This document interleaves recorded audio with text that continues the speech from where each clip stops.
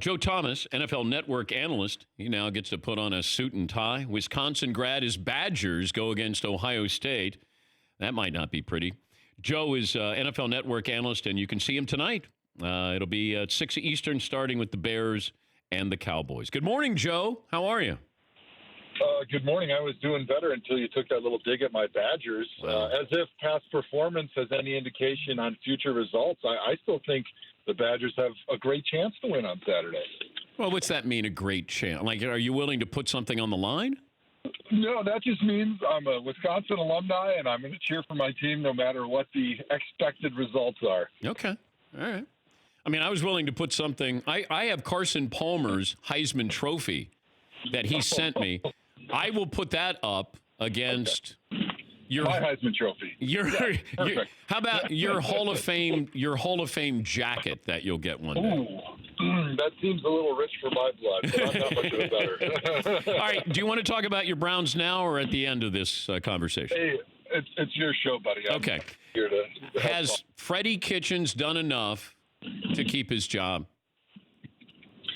Well, it's really going to come down to these last 4 games of the season. Obviously, they have greatly not lived up to expectations.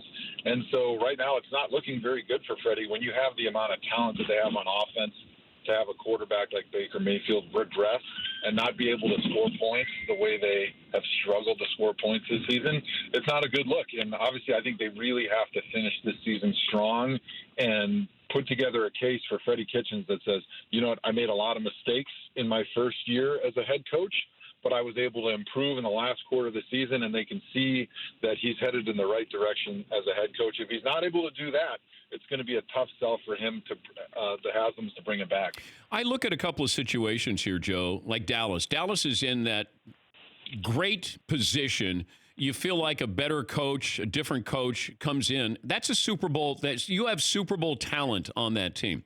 Cleveland has this window of opportunity with 2 good running backs. You got young talent on the defensive side of the ball. Line could be better. You have a young quarterback, and you have some talented wide receivers.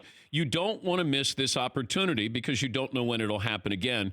And I see the Browns and Cowboys, their ownership, probably looking at this the same way and saying, you know, we need to bring it. We don't have the right person in either one of these jobs. What do you think? You're exactly right. That's why the pressure is so high right now on the Haslams to be able to get the coaching position correct right now. And that's why these last 4 games are so crucial because, like you mentioned, right now they've got Baker on the rookie deal. They've got incredible talent for a lot of different reasons that you mentioned, specifically at the running back position, being able to get Kareem Hunt really cheap because of what happened with his situation, and then having Nick Chubb on a rookie deal. I mean, they're full of young talent, which is great because they were able to get all these good players under the salary cap. But that only lasts for so long. Yeah. When these guys come up for free agency, you're going to have to pay them, and a lot of those names aren't going to be on the team. So this is definitely their window if they want to make that run. Former Browns All-Pro tackle Joe Thomas joining us. He'll be part of NFL Network's coverage tonight. Bears, Cowboys. If the Cowboys lose, finish that sentence. To me, it's an if-then proposition right now for Jason Garrett because it's going to be if they can win the division and get into the playoffs, then he's able to keep his job depending on how the team does in the playoffs. If they're not able to make the playoffs, then he gets fired, absolutely. If they make the playoffs and lose right away, he gets fired. But if they can go on a run in the playoffs, I think there's enough for Jerry Jones to say, let's bring him back. So tonight's game is important for the playoff race, but they're still in command because the NFC East is so bad that even if they lose tonight, they can still win the last 3 and make the playoffs. Yeah, it's still it's odd because you just had Ron Rivera being fired, and now Jerry, if they would lose tonight, and then you have that long, it's not like you're losing on a Sunday and then the following Sunday. So you're losing on a Thursday, and then you have all of that time. And that's where I would get a little nervous if I was Jason Garrett if they lose tonight, because it feels like the longer Jerry thinks about it, the worse it gets, the more he wants to talk about it. And I just wonder if a Thursday night loss is different than a loss on Sunday. Yeah, you're right. He does have a little bit more time, especially because a lot of people won't be in the building this weekend. Typically after a Thursday game, NFL players and coaches will get a Saturday, Sunday off before they're back in the building on Monday. But I do think that if Jerry Jones is making this decision in a bubble, he possibly would make a decision to get rid of Jason if they lose. But I think he's got enough people around him that he respects right now, especially his son, Stephen Jones, that they feel like truly what they want to do is give Jason Garrett this season to give him one last opportunity to prove his case that he can take this team to the heights that they feel like the talent should be able to take this team to.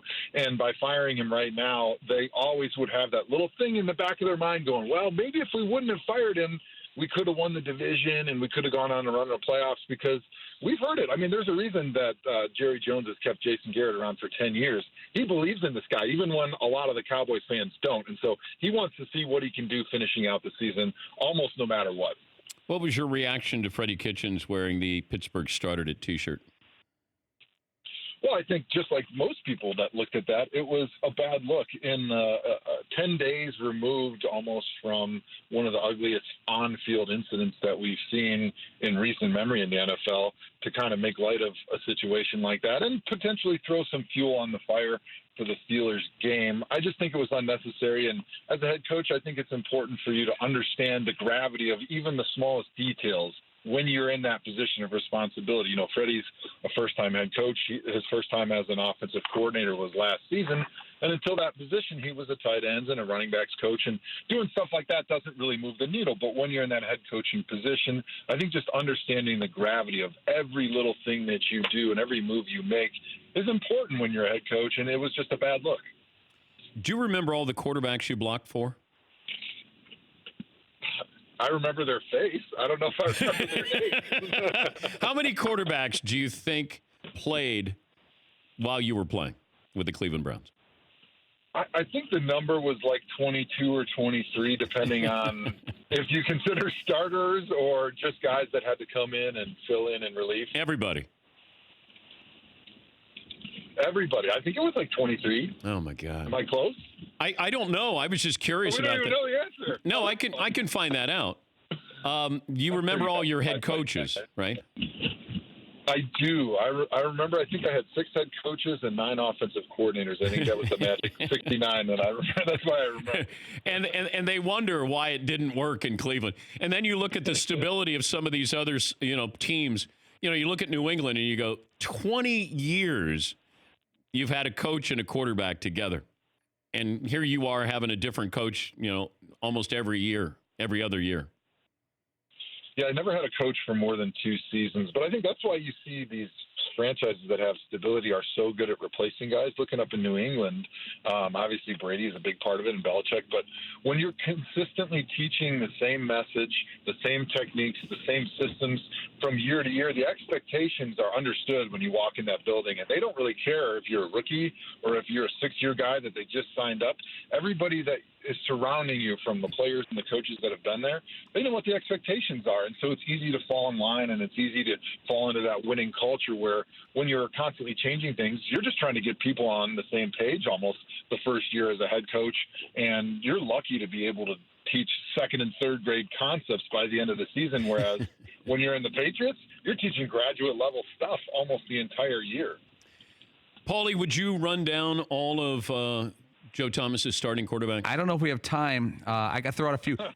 Derek Anderson, Charlie Fry, Brady Quinn, Ken Dorsey, Bruce Gradkowski, Colt McCoy, Jake Delhomme, Seneca Wallace, Thad Lewis, Brandon Whedon, Jason Campbell, Brian Hoyer, Johnny Manziel, Connor Shaw, Austin Davis, Josh McCown, Robert Griffin III, Cody Kessler, Deshaun Kaiser, Kevin Hogan. Who was the best quarterback you played with? You missed one. The best quarterback I played with?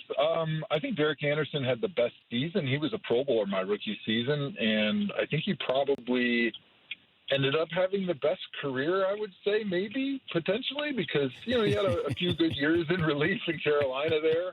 The one Pro Bowl year in Cleveland. Are any of these quarterbacks on your Christmas card list? Oh, yeah. I've got great relationships with a lot of them. Just because we didn't have great success doesn't mean I couldn't respect them as people and players and have a good time with them off the field. Like Brandon Whedon, does he get a Christmas card? That's a great question. I think our wives are buddies, and so I'm pretty sure that he's still on that. When you go to Shutterfly and you just print out the address labels from year to year, so it never changes. So I think he's still on there from 2012. Hey, great to catch up with you. Have fun tonight, Joe. We appreciate your time as always. Yeah, thanks for having me, Dan. That's Joe Thomas, NFL Network analyst. For more Dan Patrick Show, tune into Audience Channel 239 on DirecTV. Stream for free on BR Live or download the Dan Patrick Show app.